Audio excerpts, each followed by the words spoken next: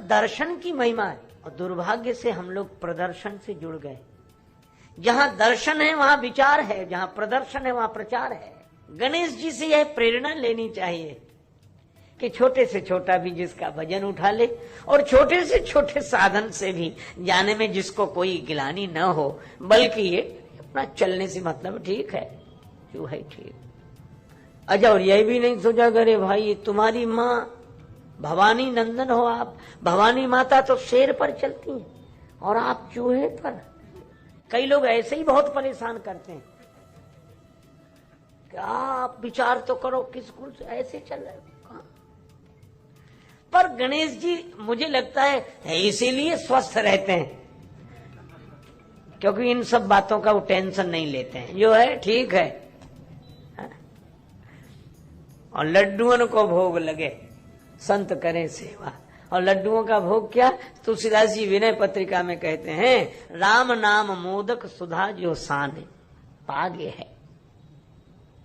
राम नाम का मोदक भक्ति के रस में डुबोकर जो सेवन करता रहे, उसको कोई फर्क नहीं पड़ता, वह अपनी मस्ती में रहता, आनंद में रहता।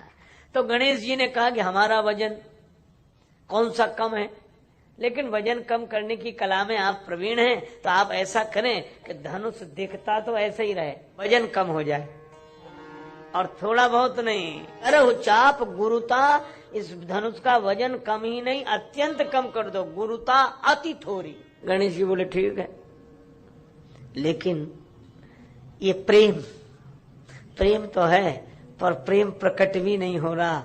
प्रिय पाहुने के प्रति प्रीति बधु प्रगटी नहीं, घूंघट में ही रही। अनुराग उमंग तरंगणी भी तट से न बढ़ी, तट ही में रही। दुख की घटा बिंदु नहीं बरसी, दृग संपुटी के पट में ही रही। घटिका में घटी इतनी घटना, फिर भी घट की घट ही में रही। मन ही मन, मन ही मन मनाव अकुलानी, मन ही मन।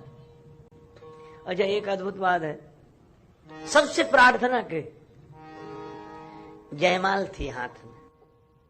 इनसे धनुष टूटेगा क्या? पिताजी धनुष तोड़ने की प्रतिज्ञा तोड़ देते तो अच्छा था। एक टक रह गई जैसे पूतरी कनक की, स्वर्ण प्रतिमा के समान श्री जानकी जी खड़ी रह गईं।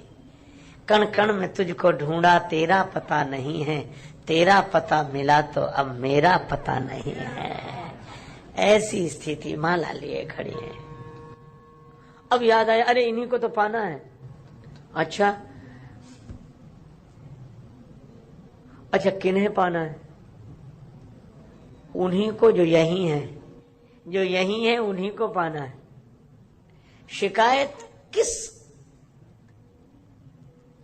जुबान से करें हम उनके न आने की?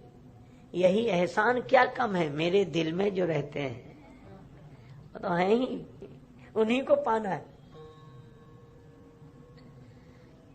माला से ही बोली श्री जानकी जी, एरी जयमाल कह तो सुन ले हिये को हाल। कह तो होए निठुर रोस ही में तनि जावे तू। कह तो प्रण साथनी होए प्रण को निवाह देरी। कह तो प्राण घातनी होए प्राण हनि जावे तू। बिंदु कभी लाडली सखी की लाज राखे सखी। दो में से एक की ही ठान ठन जावे तू। दासी बने सांवरे सुजान के गले की। कह तो जान की गले की आज फांसी बन जावे तू। जयमाल मेरे मन का हाल सुन ले। अच्छा, अब एक बात बताओ, जब इतनी व्याकुल है श्री जानकी जी, तो राम जी धनुष तोड़ क्यों नहीं रहे? धीरे धीरे जा रहे हैं। अच्छा, जान रहे हैं, देखी विपुल विकल वै देही। श्री तुलसीदास जी कहते हैं कि इसका एक ही कारण है। क्या? राम जी कहते हैं कि धनुष तो टूटे, पर उसके पहले श्री जानकी जी का भ्रम टूट जाए।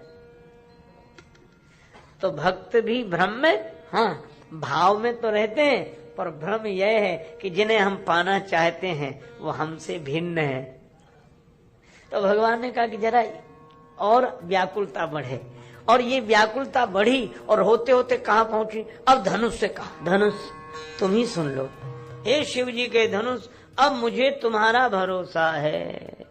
धनुष ने कहा कि मैं क्या करूं? बोले हल्के हो जाओ। धनुष बोला भरी सभा में हल्का हो जाओ। अच्छा, सभा में तो कोई ये सिद्ध नहीं करेगा कि हम हल्के हैं, बल्कि सभा में तो हल्के लोग भी भारी होकर बैठते हैं। और धनुष कह श्री जानकी जी कह रही हल्के हो जाओ, भरी सभा में सबके बीच में यह सिद्ध करें कि हम हल्के हैं। देखो, श्री जानकी माता ने कहा कि धनुष सबकी तरफ मत देखो, भगवान की तरफ देखो। राम जी दिख रहे हैं? हाँ दिख रहे हैं। किधर आ रहे हैं? हमारे पास। क्यों आ रहे हैं? धनुष बोला हमारा वजन उठाने के लिए।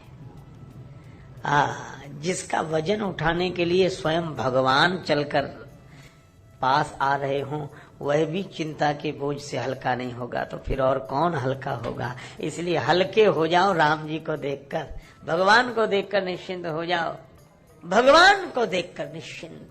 यदि नाथ का नाम दया निधि है तो दया भी करेंगे कभी न कभी। भगवान आ रहे हैं।